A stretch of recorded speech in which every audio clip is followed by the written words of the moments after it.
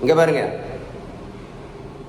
Sugar மாத்திரையும் நிரந்தரமாக நிறுத்தலாம், இன்சுலினையும் நிரந்தரமாக நிறுத்தலாம். அதுதான் ரெமிஷன் இஸ் பாசிபிள் அப்படின்னு யார் சொல்லியிருக்கா அப்படின்னா, மருத்துவத்தில் உள்ள ஸ்டாண்டர்ட் புத்தகம் ஹாரிசன். இதை எழுதி வச்சிடுங்க.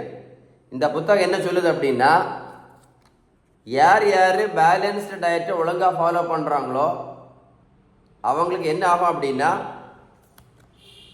இந்த இன்சுலின் ரெசிஸ்டன்ஸ் சரியாயிரும்.